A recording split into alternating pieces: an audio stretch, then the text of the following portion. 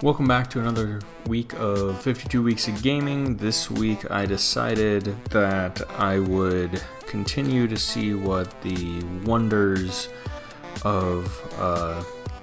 random cover art is going to go and give me, and I've been seeing Super Lucky's Tale for a while, and I figured, why not? I mean, it has a fox on it, it can't be that bad. And so I decided to go and play Super Lucky's Tale, which is a game that was developed by Playful Corp and published initially when it came out on the Xbox One and Windows by Microsoft Studios, but eventually 2 years later came out on Nintendo Switch, and then New Super Lucky's Tale, which was kind of an expanded version of it, which was on the Switch and then PS4 and Xbox One again, was done by Playful Corp in the North America region, and then EU was P-Cube. And that was 2017, 2019 respectively for when Super Lucky's Tale and New Super Lucky's Tale came out that had all the expansions and fun stuff like that. So, Super Lucky's Tale is a sequel to a game that's actually called Lucky's Tale, which was on the Oculus. And Super Lucky's Tale was something I didn't realize until doing a bit of research, a launch title for the Xbox One. That's something that I never really thought was a thing I would be finding anymore, but I guess those games still exist out there, obviously they do. And it was something that the purpose of it is very similar to the 3D games of old, and I want to say like Banjo-Kazooie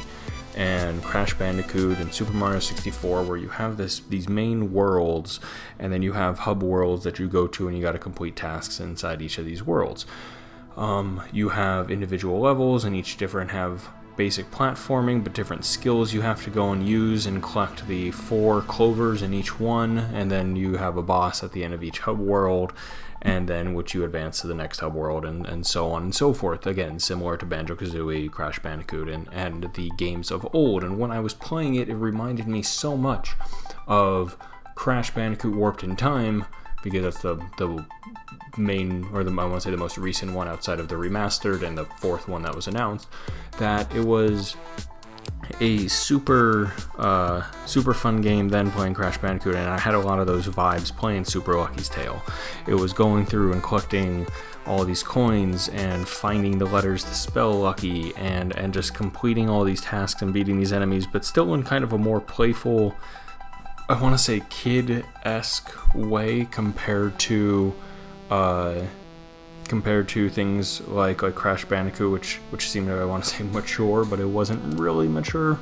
but just the overall idea behind it. And you have these different levels and these hub worlds and this whole adventure where you're this fox who's going on an adventure against the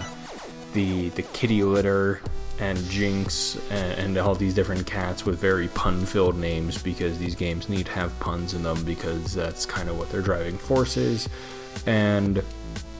you go through what is called the Book of Ages, and each one has different worlds. Like the first one, you have these golems, then you have these worms who are farmers and kind of funny with how they go and talk like bee-ball, boo-ba-doo-ba-deep-deep.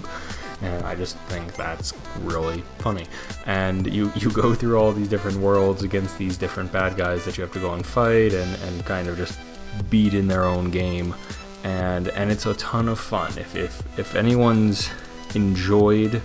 things like Crash Bandicoot and Banjo-Kazooie and Super Mario 64 and those sorts of 3D platform sort of games, they're definitely going to go and enjoy Super Lucky's Tale. It's something that I think it's not that, I want to say, big of a game. It has the hub worlds and all these different worlds that you go inside of each hub world, but it's something that was a lot of fun and without being a nostalgic game, filled me with nostalgia and made me want to go back and play these older games just because of what the game was and how the game played. And I thought it was a fantastically done game, and I want to say almost an homage to all those older games, but it was done so well and handled so uniquely, and the story is so unique to it, that although it is an homage and has similar characteristics to all those older games, I don't think it is anything like them in terms of the story, and it's able to be brought up into its own. And I think it is something that could go and be I want to say start of a franchise similar to those older games, where you have multiple iterations of Lucky going on his adventures and different villains, or maybe the same villains, just different scenarios, similar to Crash Bandicoot in that idea. But it's